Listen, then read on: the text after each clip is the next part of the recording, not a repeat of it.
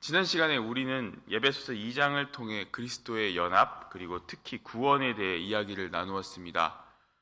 우리는 본질상 진노의 자녀였고 이미 죽어버린 껍데기만 남은 죄인이었지만 하나님이 우리를 사랑하셔서 구원하신 기적을 경험하였습니다. 우리를 십자가로 건져 올리신 그 구원의 사건, 그래서 우리는 그리스도의 교회가 되었습니다. 3장을 보시면요, 오늘 본문 3장부터는 좀 분위기가 바뀝니다. 오늘 첫 절 3장 1절을 함께 읽도록 하시겠습니다. 이러므로 그리스도 예수의 일로 너희 이방인을 위하여 갇힌 자 된 나 바울이 말하거니와. 아멘. 갇힌 자 된 나 바울이라고 기록합니다. 에베소서는 옥중서신입니다. 사도 바울은 지금 감옥에 있습니다. 제가 왜 분위기가 바뀌었다고 말씀을 드렸던 것은 지금까지 하나님이 우리를 예정하시고 택하셔서 우리를 교회로 부르신 그 은혜와 사랑을 사도 바울은 이야기하고 있는데, 지금 바울의 현실은 그렇지 않다는 겁니다. 하나님이 우리에게 은혜와 사랑을 베푸시고 우리에게 좋은 것을 주시고 우리 위대한 분이시라면 우리는 왕궁에 있든지 아니면 최소한 어디 굉장한 대우를 받는 자리에 있어야 한다고 생각할 수 있습니다. 그런데 우리의 현실은 지금 바울의 현실처럼 암울하다는 것이죠. 역사적으로 로마의 감옥은 가히 상상을 초월했던 끔찍한 곳이었습니다. 누가 감옥에서 죽어도 아무도 모르는 곳, 인권은 도저히 찾을 수가 없는 곳, 그곳이 바로 로마 감옥이었습니다. 그래서 사도 바울은 지금 여기에 앉아서 하나님의 구원의 은총에 대해서 쓰고 있습니다. 여러분, 이게 신앙인의 딜레마입니다. 하나님의 구원의 은총은 너무 아름답고 훌륭한데 지금 내 현실은 아무것도 없는 차가운 감옥 속에 있습니다. 이게 신앙인의 현실에서 맞닥뜨리는 어려움이고 고난이고 고통인 것 같습니다. 하나님의 구원의 은총은 놀라운데 내 몸은 아프고 내 현실은 어렵고, 이게 신앙인의 딜레마인 것 같습니다. 하지만 우리가 여기서 중요한 것은 무엇이냐면 눈에 보이는 현실을 바라보는 것이 아니라 과연 이 현실이 왜 나에게 닥쳐왔으며 나는 이 어려움을 어떻게 받아들일 것인가가 바로 중요한 부분입니다. 사도 바울은 3장에서 이것을 어떻게 받아들이고 있냐면, 이 문제, 감옥에 있는 이 고난의 시간은 아무런 의미가 없고 내가 받은 은혜로 인해 도리어 내가 예수 그리스도 안으로 더 깊숙이 들어가게 되는 계기라고 받아들입니다. 비록 내가 이방인들, 너희들을 위해 복음을 전하다가 이곳에 잡혀와 있지만 나는 낙담하지 않습니다. 오히려 나는 그리스도 안에서 행복합니다. 이것이 바로 사도 바울의 마음입니다. 그 이유를 우리는요, 오늘 본문 2절에서 찾을 수 있습니다. 우리 본문 2절 말씀 함께 읽도록 하시겠습니다. 너희를 위하여 내게 주신 하나님의 그 은혜의 경륜을 너희가 들었을 터이라. 아멘. 내게 주신 하나님의 그 은혜의 경륜. 성경에서는 이 경륜을 하나님의 구속 계획과 실행을 포괄하는 의미로 사용이 됩니다. 사도 바울은 자신이 그리스도 안에서 행복한 이유가 바로 이 은혜의 경륜에 있음을 강조합니다. 이 은혜의 경륜, 바울을 향한 하나님의 구속과 계획, 무엇이겠습니까? 바울에게 주어진 사도직과 바울에게 주신 사명, 이방인들을 향한 복음을 전하는 것이죠. 여러분, 에베소 교회는 어떤 교회입니까? 에베소 교회는 이방인들에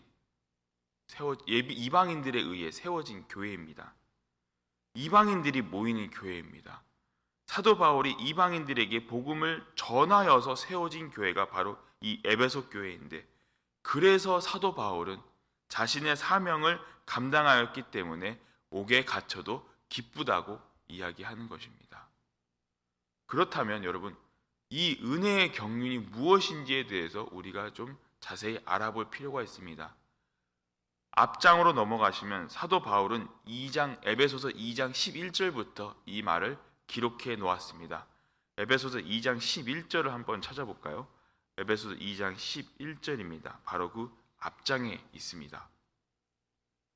다 찾으신 줄 알고 함께 읽겠습니다. 그러므로 생각하라. 너희는 그때의 육체로는 이방인이요 손으로 육체에 행한 할례를 받은 무리라 칭하는 자들로부터 할례를 받지 않는 무리라 칭함을 받는 자들이라. 육체로는 이방인이었고 할례를 받지 않는 무리들이었습니다. 할례를 받지 않았기 때문에 이방인들은 유대인이 아닌 자들, 버림받은 자들이었다는 것을 의미합니다. 이것은 예수를 믿지 않았을 때 우리의 모습과도 똑같습니다. 12절을 보시면 그때 너희는 그리스도 밖에 있었고 이스라엘 나라의 밖에 사람이라 약속의 언약들에 대해서는 외인이요 세상에서는 소망이 없고 하나님이 없는 자들이더니라고 기록하고 있습니다. 에베소 교인들의 이전 모습에 대해서 사도 바울이 지금 기록하고 있는 것이지요. 우리는 그리스도 밖에 있었던 자들이었습니다. 세상엔 소망도 없었고 하나님도 없는 자들이었습니다. 그런데 13절을 보시면요, 그 분위기가 달라집니다. 에베소서 2장 13절 함께 읽어볼까요? 함께 읽겠습니다. 이제는 전에 멀리 있던 너희가 그리스도 예수 안에서 그리스도의 피로 가까워졌느니라. 아멘. 그리스도 예수 안에서 그리스도의 피, 그 대속의 보혈로 인해 이방인에서 그리스도의 자녀로 할례자와 무할례자의 경계가 없어지고 오직 구속의 은혜만 남은 것입니다. 그것을 믿는 자들은 하나님의 자녀가 된 것이지요. 막힌 담을 자기 육체로 허신 것, 14절 중간에 보시면 중간에 막힌 담을 자기 육체로 허신 것, 이것이 바로 하나님의 경륜입니다. 뿐만 아니라 15절을 보시면요, 그 경륜을 통해서 법조문으로 된 계명의 율법을 폐하셨다고 성경은 기록합니다.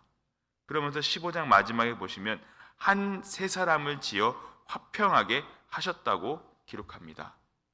그리스도의 죽음으로 법조문이 되었던 계명의 율법들이 없어져서 한 세 사람, 하나님의 자녀만 남았다는 것이지요. 그래서 16절을 보시면요, 또 십자가로 이 둘을 한 몸으로 하나님과 화목하게 하려 하심이라.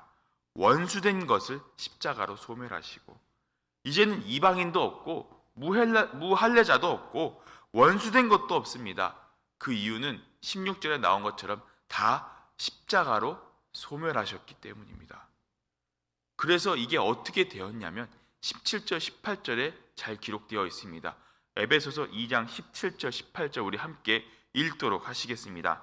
또 오셔서 먼 데 있는 너희에게 평안을 전하시고 가까운 데 있는 자들에게 평안을 전하셨으니 이는 그로 말미암아 우리 둘이 한 성령 안에서 아버지께 나아감을 얻게 하려 하심이라. 아멘. 평안을 전하시고 멀리 있는 너에게 평안을 전하시고 가까운 데 있는 너희에게 평안을 전하시고 이방인과 유대인 모두를 다 하나로 만드셨다는 것입니다. 한 성령 안에서 하나님께로 나아감을 얻게 하는 것, 이것이 바로 하나님의 은혜의 경륜입니다. 아무런 가치도 없던 이방인들이 하나님의 자녀가 되었던 것, 그것 때문에 3장에서 돌아와서 사도 바울은 이 경륜 때문에 내가 감옥에 갇혀도 나는 기쁘다는 것입니다. 나는 감옥에 갇혀도 상관없습니다 라고 이야기하는 것이죠. 이 은혜의 경륜을 여러분도 들었기 때문에 나는 여기에 있어도 행복하다. 이것이 바로 사도 바울이 오늘 본문에서 이야기하고 있습니다. 또한 사도 바울은요, 이 은혜의 경륜에 대해서 다른 말로 기록을 하고 있습니다. 그것이 에베소서 3장 3절과 3장 4절을 보시면 두 가지가 나오는데요. 3절에서는 비밀이라고 기록하고 있고 4절에서는 그리스도의 비밀이라고 기록합니다. 참 신기한 것은요, 3절에서 보시면 계시로 내게 비밀을 알게 하신 것은 내가 먼저 간단히 기록함과 같으니. 사도 바울이 기록했습니다. 무엇입니까? 바울 서신을 이야기하고 있는 것이죠. 그때 당시는 몰랐지만 지금에 와서 보면 결국엔 하나님의 말씀을 의미하고 있는 것입니다. 결국 하나님의 은혜의 경륜, 이 비밀은 결국 무엇을 의미하는 것입니까? 궁극적으로는 복음을 의미하고 있습니다. 그리고 하나님의 말씀을 이야기하고 있는 것입니다. 하나님의 은혜의 경륜, 그것은 하나님이 유대인뿐만 아니라 이방인들을 구원하시기 위한 말씀, 복음을 의미하는 것이지요. 그래서 사도 바울은요, 아까 우리가 봤던 에베소서 2장의 20절 말씀에서 그리스도 예수께서 친히 모퉁이 돌이 되셨느니라고 표현하고 있습니다. 유대인들을 위한 것이라면 여러분, 사실 율법만으로도 충분합니다. 그러나 예수님은 이방인들까지 사도와 선지자들의 터 위에 세우시고 친히 모퉁이 돌이 되신 것입니다. 그래서 사도 바울은 에베소 교인들에게 주 안에서 성전이 되어가고 너희도 성령 안에서 하나님이 거하실 처소가 될 것임을, 그래서 예수 안에서 지어져 간다고 기록합니다. 예수 안에서 지어져 가는 것, 여러분 이게 중요한 말씀입니다. 나 혼자만 성장하는 것이 아니라 함께, 모두 함께 지어져 가는 것, 이것이 그리스도의 비밀이며 은혜의 경륜이며 주님이 우리에게 주신 복음임을 믿으시기 바랍니다. 그래서 우리는 무엇을 해야 됩니까? 오늘 본문 3장 6절 말씀을 함께 읽어볼까요? 에베소서 3장 6절 말씀입니다. 함께 읽겠습니다. 이는 이방인들이 복음으로 말미암아 그리스도 예수 안에서 함께 상속자가 되고 함께 지체가 되고 함께 약속에 참여하는 자가 됨이라. 아멘. 세 가지가 있습니다. 복음으로 말미암아 세 가지가 나오는데요. 함께 세 번 나옵니다. 함께 상속자가 되고 함께 지체가 되고 함께 약속에 참여하는 자. 이게 참 재미있는 게 과거와 현재와 미래의 어떤 시간적인 순서를 담고 있습니다. 과거에 우리는 예수 그리스도 안에서 함께 상속자가 되었습니다. 그리고 지금 우리는 함께 그리스도 안에서 지체가 되었습니다.